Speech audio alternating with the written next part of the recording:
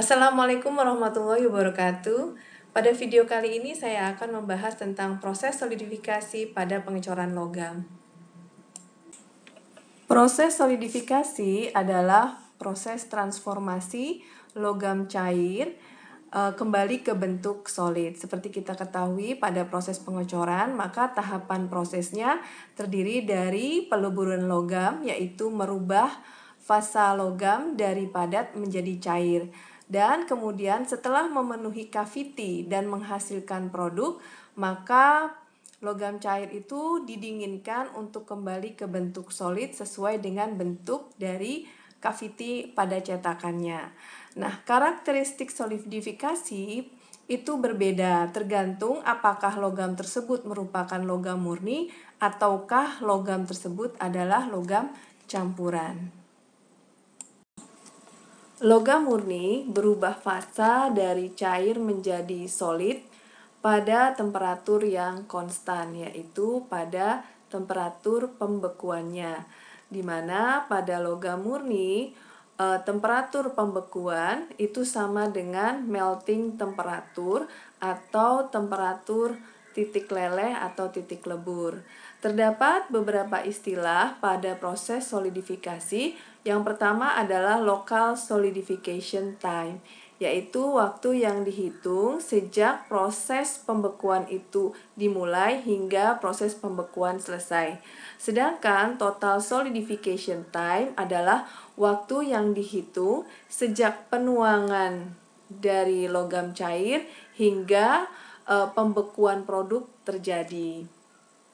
Nah, kemudian kalau kita lihat gambar di sini, ini adalah karakteristik struktur grain, di mana pada logam murni terdapat grain yang berbentuk ukuran kecil di sini ya, di sekitar dinding yang bersentuhan dengan cetakan. Jadi kan di sini ini adalah cetakannya. Nah, di sini akan muncul struktur grain yang kecil-kecil karena disinilah terjadi proses pendinginan di awal dan terjadi sangat cepat.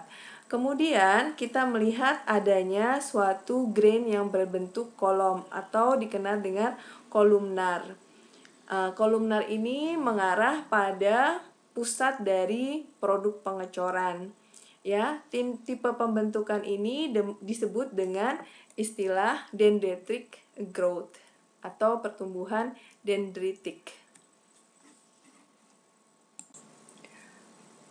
Kalau pada logam campuran, perubahan fasa itu terjadi pada temperatur yang tidak konstan. Jadi membekunya itu pada suatu kisaran temperatur tertentu. Di sini adalah sebuah contoh diagram fasa dan kurva pendinginan logam campuran nikel tembaga dengan 50% nikel dan 50% tembaga ya. Jadi kalau kita lihat di sini pada saat fasa liquid itu memiliki beda temperatur dengan ketika menjadi fasa solidnya, sehingga berbeda dengan logam murni di mana temperaturnya perubahan fasa itu temperaturnya adalah konstan, terjadi pada temperatur yang konstan.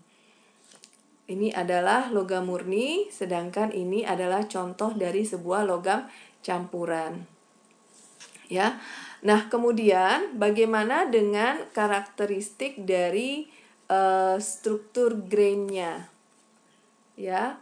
Kalau kita lihat di sini pada logam campuran, pada saat awal dia terjadi proses pendinginan itu sama saja dengan solidifikasi pada saat logam murni. Di sini terjadi dengan sangat cepat di sisi dinding yang bersentuhan dengan cetakan atau mold ya.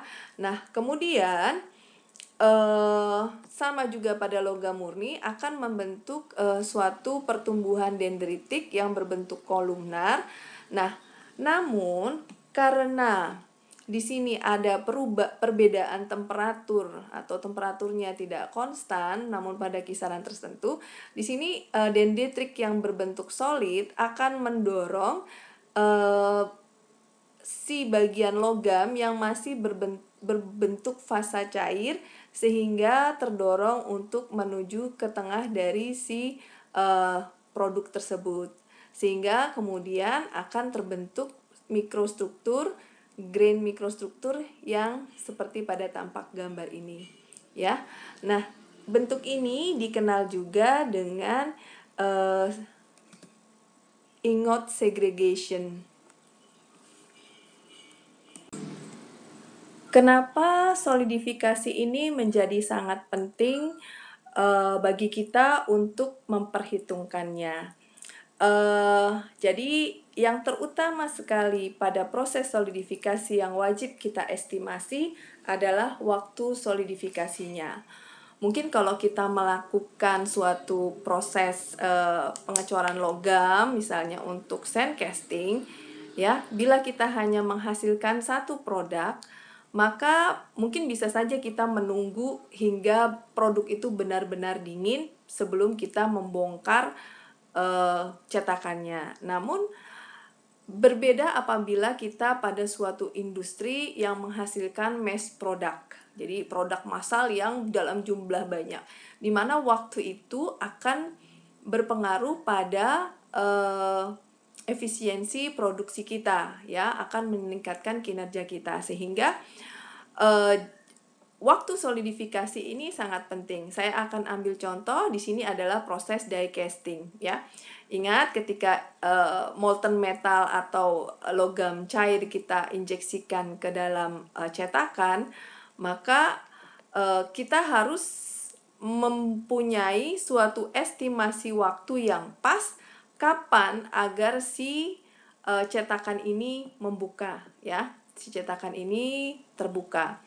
Nah, bila terlalu cepat dan kurang dari waktu solidifikasi, jadi kalau kita terlalu cepat membukanya, maka produk belum terbentuk dengan baik atau sempurna, dia sudah keburu keluar dari cetakan sehingga akan merusak produk. Namun, kalau kita menunggu terlalu lama, tentu saja itu akan mengurangi produktivitas dari perusahaan atau pabrik kita, sehingga sangat penting untuk memperhitungkan waktu solidifikasi. Salah satu metode untuk menghitung waktu solidifikasi adalah dengan menggunakan Korinov's Rule. Waktu solidifikasi atau time to solidify adalah waktu yang dibutuhkan oleh logam cair untuk mengeras sejak dituangkan atau diinjeksikan ke dalam sebuah cetakan atau mold. Ilmuwan yang pertama kali menyampaikan rumusan atau persamaan time to solidify adalah seorang ilmuwan Rusia bernama Korinovs, sehingga aturannya dikenal dengan nama Korinov's Rules, di mana time to solidify itu tergantung kepada volume dan luas permukaan dari produk pengecoran, dengan N adalah sebuah eksponen yang nilainya adalah sama dengan 2. Nah, kemudian time to solidify juga tergantung kepada konstanta mold atau mold constant. Konstanta cetakan atau CM itu tergantung kepada material cetakan, sifat termal dari logam cor, serta temperatur tuang relatif terhadap titik lebur. Nah, nilai CM ini hanya bisa didapatkan berdasarkan eksperimen yang dilakukan menggunakan material cetakan yang sama, jenis logam yang sama, dengan temperatur tuang yang sama pula. Jadi kita harus melakukan eksperimen dengan material cetakan, jenis logam, dan temperatur tuang yang sama untuk mendapatkan konstanta CM tersebut. Walaupun nanti bentuk dan dimensi produk yang akan kita hitung itu berbeda. Jadi ini adalah parameter eksperimen yang harus dibuat tetap untuk kita mendapatkan nilai CM-nya ya. Mari kita lihat contoh berikut ini. Misalnya pada sebuah eksperimen dilakukan untuk mengetahui konstanta cetakan atau CM dari proses pengecoran. Ingat, yang harus sama adalah material cetakan, logam cor, serta temperatur tuang ya. Oke, kita lanjutkan soalnya. Spesimen uji adalah kubus dengan panjang sisi 1 cm. Dari hasil beberapa kali pengambilan data, didapatkan bahwa waktu solidifikasi untuk proses tersebut adalah 3 detik. Ya, jadi kita tahu produk kita, spesimennya itu adalah sebuah kubus dengan panjang sisi sama dengan 1 cm. Nah, dari panjang sisi 1 cm ini kita bisa menghitung volume, yaitu sisi kali sisi kali sisi. Ya, luas alas kali tinggi sisi kali sisi kali sisi, sehingga kita dapatkan sisi pangkat 3 atau 1 cm pangkat 3, sehingga saya dapatkan adalah 1 cm kubik ya. Kemudian untuk luas penampang permukaan dari produk, kita lihat di sini adalah si kubus ini terdiri dari 6 sisi ya, sisi 1, 2, 3, 4, 5 di belakang dan 6 di atas ya. Terdiri dari 6 sisi, di mana untuk luas satu sisinya adalah 1 kali 1, sehingga 1 kali 1 dikali dengan 6, sehingga hasilnya adalah 6 cm persegi ya. Nah, kemudian data lain yang kita dapatkan adalah TTS-nya sebesar 3 detik. 3 detik. Sehingga kita bisa tuliskan persamaan TTS sama dengan CM kali V per A pangkat 2. Atau bisa kita tuliskan CM sama dengan TTS dibagi V per A kuadrat. Saya ganti warna biru supaya kelihatan ya. Sekarang V per A-nya itu adalah sama dengan kuadrat 1 per 6 kuadrat. Sehingga akan saya dapatkan kalau saya bagi 1 per 6 itu adalah dikuadratkan ya 0,027 cm persegi. Nah, ini hasil adalah V per A kuadrat. Nah, kemudian kita masukkan ke rumusnya. Ini adalah selama 3 detik dibagi 0,027 cm persegi. Sehingga kita akan dapatkan hasilnya adalah 107,142 second per cm persegi. Nah, ini bisa kita ubah menjadi menit, sehingga waktunya adalah ini dibagi dengan 60 ya. Untuk menjadi menit kita bagi dengan 60, maka akan kita dapatkan sebesar 1,78 menit per cm persegi. Ini adalah mold constant atau konstanta cetakannya.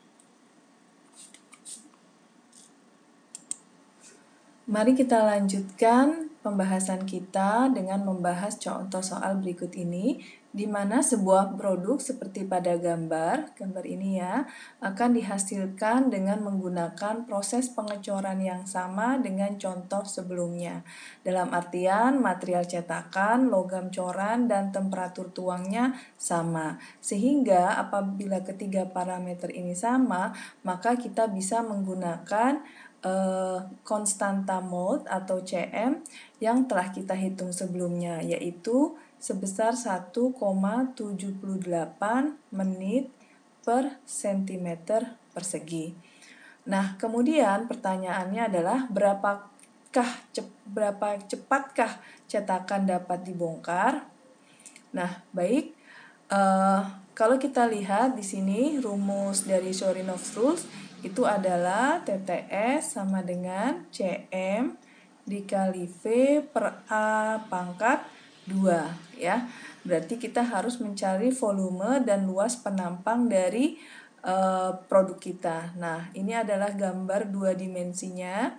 Ya, kita ketahui berarti sepertinya adalah silinder dengan sebuah lubang dan ini dalam satuan milimeter.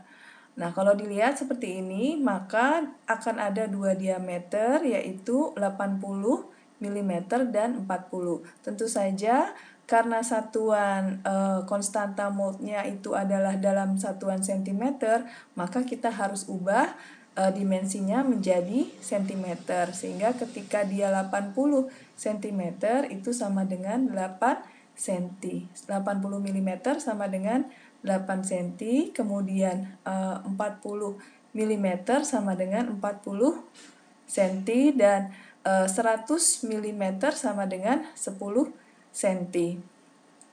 Nah, baik, sekarang kita perhatikan di sini terdapat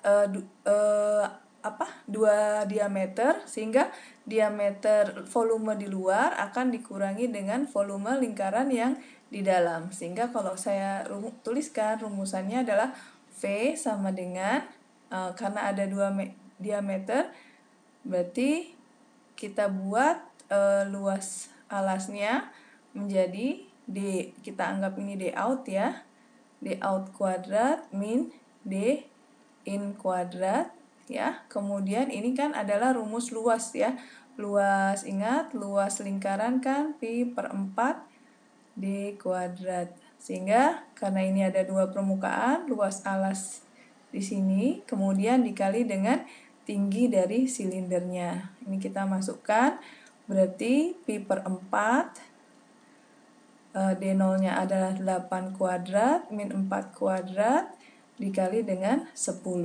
Nah, apabila Anda hitung dengan menggunakan kalkulator, maka Anda akan dapatkan sebesar 376,8 cm3. Nah, itu adalah volumenya. Sedangkan untuk luas penampang permukaan dari produk kita, di sini ada beberapa bagian. Yang pertama adalah luas penampang yang di luar ini. Di sini adalah merupakan selimut dari tabung, luas selimut tabung. Kita tahu luas selimut tabung itu saya tulis A1 ya, luas permukaan 1 itu adalah pi D dikali dengan tinggi. Kebetulan di sini D-nya adalah 8 dikali dengan 10. Ini hasilnya adalah 251,2 cm persegi. Kemudian di sini ada luas yang di sisi dalamnya. Ini saya beri nama misalnya A2, sama rumusnya PD dikali dengan tinggi, di mana diameternya adalah 4. Sehingga akan saya dapatkan sebesar 125,6 cm persegi. Nah, kemudian di sini juga ada luas penampang yang ini, yang sisi ini ya, atas dan di bawahnya. Sehingga kalau saya tulis A3 dan A4 itu adalah sama, yaitu 2 kali dari luas penampang yang di atas. Ini boleh kita tuliskan lagi, pi per 4, 8 kuadrat min 4 kuadrat, maka hasilnya ini kali 2 karena atas bawah, maka hasilnya adalah 75,36 ya. Nah, sekarang ketika saya jumlahkan ketiga luas penampang ini, saya akan dapatkan luas penampang total dari permukaan produk. Di sini hasilnya adalah 452,16 cm persegi ya. Oke, kemudian setelah kita dapatkan V dan A, kita lanjutkan ya. Berarti V dibagi A kuadrat V per A kuadrat itu hasilnya adalah sama dengan ini V-nya tadi mana? Ini V-nya ya. Oke. 376,8 dibagi dengan 452,16 0,16 kuadrat. Hasilnya adalah 0,694. Sehingga kalau saya masukkan ke dalam rumus ini, ya, saya bawa ke sini ya. TTS sama dengan 1,78 menit per sentimeter persegi dikali dengan 0,694 cm persegi. Sehingga akan saya dapatkan hasilnya adalah 1,24 menit. Nah, ini adalah waktu tercepat yang bisa kita gunakan sebagai acuan untuk membongkar cetakannya atau membuka cetakan apabila menggunakan die casting. Selain untuk mengestimasi seberapa cepat sebuah cetakan dapat dibuka, time to solidify juga dapat digunakan untuk mendesain sebuah riser, ya, dimana time to solidify riser harus lebih lama daripada time to solidify produk dalam cavity ini, ya. Kenapa? Karena riser ini salah satunya adalah untuk mensuplai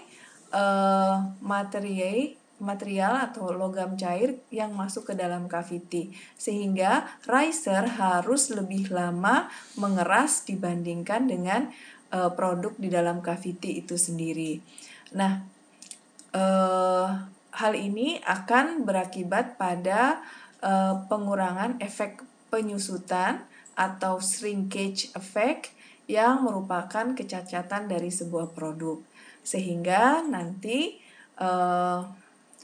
cara untuk membuat time to solidify itu lebih lama daripada produknya adalah dengan mendesain rasio volume dan luas penampang permukaan, ya, yang lebih tinggi atau lebih besar dari produk dalam cavity. Oke, untuk perhitungan Korinov rules pada desain riser akan saya jelaskan pada video selanjutnya. Demikian pembahasan tentang solidifikasi pada proses pengecoran. Semoga pembahasan ini bermanfaat. Wassalamualaikum warahmatullahi wabarakatuh.